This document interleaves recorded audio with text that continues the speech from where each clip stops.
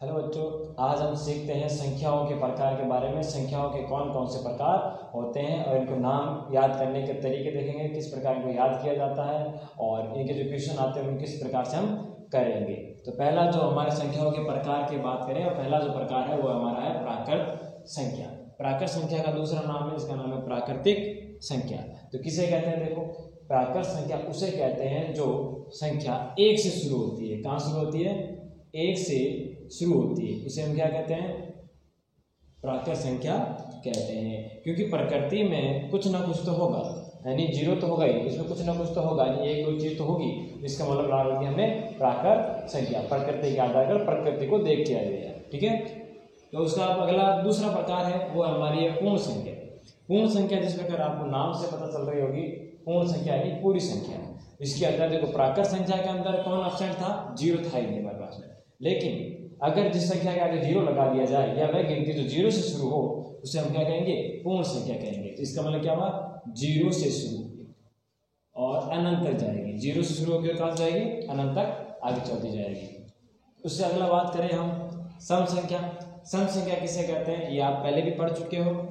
जिसके अंदर दो का भाग पूरा पूरा जाता है, वह संख्या जिसके अंदर दो का भाग पूरा पूरा चला गया है वो आपकी क्या है? सम संख्या ही है। कैसे? देखो, जैसे आपको यह देखा होगा, जो भी संख्या लिखी है, मान लो ये लिखी है मैंने 16 में दिया दो का भाग। आपको पता है 16 के दो का भाग क्या होता है? 8 बार। इसका मतलब 16 क्या है? हमारे सम संख्या है। ठीक है, तो वह संख्या जिसके अंदर दो का भाग पूरा पूरा जाता है उसे सम संख्या कहते हैं। एक और तरीका है इसको याद करने का, जैसे आपने यहाँ देख सकते हो पहली संख्या, एक संख्या छोड़ छोड़ के भी लिख सकते हो आप। जैसे एक को छोड़ना है 2 लिखा, फिर 3 को छोड़ना है 4 लिखा, 5 को छोड़ना है 6 लिखा, 7 को छोड़ना है 8 लिखा। ये जो सारी संख्या होती है हमारी सम संख्या होती है। फिर इसके बाद आती है कि विषम संख्या। क्या होती है? सम संख्या का उल्टा, जिसके अंदर दो का भाग पूरा पूरा नहीं जाता है उसे विषम संख्या कहते हैं।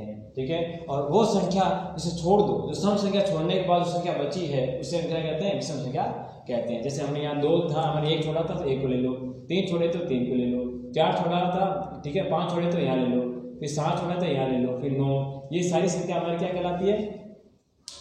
विषम संख्या कहलाती है। ठीक है, तो हमने अभी तक कितने पढ़े? 4 प्रकार पढ़े, एकदम सिंपल तरीके से होते हैं। उसके बाद है हमारा पूर्णांक संख्या। पूर्णांक संख्या किसे कहते हैं? वह संख्या जिसके अंदर जीरो से प्लस की तरफ संख्या जाती है, 1 2 3 4 बढ़ती भी, और जीरो से माइनस की तरफ संख्या जाती है, जिसके अंदर ऋणात्मक संख्या आने लग जाती है। ठीक है, संख्या हमारे कह सकते हैं 2 प्रकार की, धनात्मक और ऋणात्मक। बीच में जीरो हो गया, उधर वाली संख्या धनात्मक यानी प्लस वाली, इस तरफ ऋणात्मक यानी माइनस वाली संख्या। इन्हें कहते हैं पूर्णांक। इन्हें क्या कहते हैं? पूर्णांक संख्या कहा जाती है। उसके बाद है अभाज्य संख्या। अभाज्य संख्या किसे कहते हैं? तो वह संख्या जिसके अंदर स्वयं का तथा एक का भाग जाता है, स्वयं का तथा एक का भाग जाता है, उसे हम क्या कहते हैं? अभाज्य संख्या कहते हैं। जैसे हमने शुरू किया, कैसे इन संख्याओं को पहचानने की? जैसे हमने शुरू किया 1 से, 1 तो लेंगे नहीं क्योंकि 1 का भाग देना ही है हमें। हमने शुरुआत की 2 से, 2 से शुरुआत की, 2 के अंदर 1 का भाग जाता है 2 बार, सही है। उसके बाद 2 में 2 का भाग जाता है, हाँ जाता है। इसका मतलब क्या हुआ? ये 2 हमारी क्या संख्या है? अभाज्य संख्या है। और देखते हैं अगली संख्या, हमने देखा 3 के अंदर 1 का भाग जाता है पूरा पूरा, 2 का जाता नहीं है, हमने दिया 3 का चला गया, तो 3 भी हमारी क्या संख्या है? कौन सी होगी? हमारी अभाज्य संख्या होगी। और अगली संख्या देखते हैं, वो हमारी है 4। ठीक है, 4 के अंदर क्या होता है? 1 का भी गया, 2 का भी गया और 4 का भी गया। 3 का जाता नहीं है लेकिन इनका जाता है। लेकिन हमने क्या कहा था? स्वयं का और एक का। ये स्वयं का हो गया और एक का फाड़ा जाना चाहिए और 4 के फाड़े में आना चाहिए, तो वो क्या कहलाती है? हमारी अभाज्य संख्या। ठीक है, बाकी ये तो है नहीं, फिर ये हमारी संख्या हुई नहीं है। तो इस तरीके से हमने संख्या निकाली। तो कौन सी? 2 3 5 7 11, ये हमारी अभाज्य संख्या है। अगली है हमारी भाज्य संख्या। भाज्य संख्या किसे कहते हैं? जिसके अंदर दूसरे का भी भाग चला जाए, स्वयं का और एक के अलावा दूसरे का अगर भाग चला जाए, या कह सकते हैं अभाज्य संख्या को छोड़ने के बाद संख्या बचती है, वो हमारी भाज्य संख्या है। ठीक है, 4 6 8 9, इनके से आप संख्या ले सकते हैं 9 के अंदर 1 का भी जाता है, 3 का भी जाता है, 9 का भी जाता है।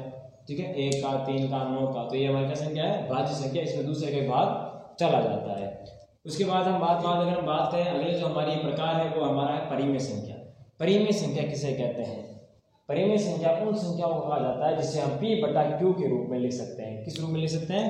p बटा q के रूप में, यानी बटों में लिख सकते हैं। लेकिन यहाँ कंडीशन क्या है? यहाँ पर q का मान 0 नहीं होना चाहिए, ठीक है। q का मान है वो 0 नहीं होना चाहिए, तो वो हमारी संख्या क्या कहलाती है? परिमेय संख्या कहलाती है, यानी बट्टों वाली संख्या। जैसे 17/5, 3/2। अब ये देखो रूट 4, जो अनरूट 4 होते हैं हमारे, अनरूट 4 किसका मान होता है? 2 का होता है। और 2 के नीचे अगर कुछ भी नहीं लगाया गया है तो उसके नीचे क्या होता है? हमेशा 1 होता है, ठीक है। तो ये 2/1 बन गया, यानी बट्टों वाली संख्या बन गई। तो वो कौन सी संख्या बनी? हमारी परिमेय संख्या बन गई। तो आया समझ में अभी? जैसे ये 3 है, 3 भी एक परिमेय संख्या है। कैसे? क्योंकि इसके नीचे हम 1 लगा सकते हैं। उसके बाद है अपरिमेय संख्या। अपरिमेय संख्या किसे कहते हैं? जिसके हम p बटा q के रूप में नहीं लिख सकते, जिसे हम p बटा q के रूप में नहीं लिख सकते, वो हमारी अपरिमेय संख्या है। जैसे √5, √7, इन्हें हम बट्टों के रूप में नहीं लिख सकते क्योंकि इनका मान फिक्स नहीं है, इनका मान चलता रहेगा। जब तक इनका मान चलता रहेगा, इसलिए इसका मान हम बट्टों में लिख नहीं सकते, इसलिए वो हमारी कौन से क्या है? अपरिमेय संख्या। √5, √7, √11 ये किसी का स्क्वायर नहीं होते हैं। √13 ये सब हमारी अपरिमेय संख्या कहलाते हैं। अगला है वास्तविक संख्या।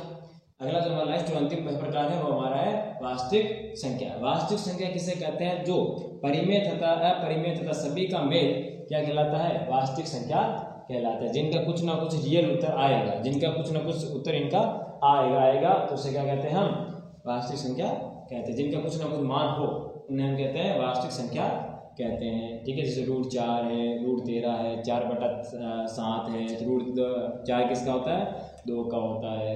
ये किसका होता है? ठीक है, ये रूट है, इसका मान आएगा नहीं, इनका मान पूरा पॉइंटों में चलेगा। तो ये सारी संख्या क्या कहलाती है? आपकी वास्तविक संख्या। ये सभी संख्या हमारी क्या कहलाती है? वास्तविक संख्या कहलाती है, ठीक है। ये थी हमारी संख्याओं के प्रकार, ठीक है। आई होप आपको समझ में आया होगा।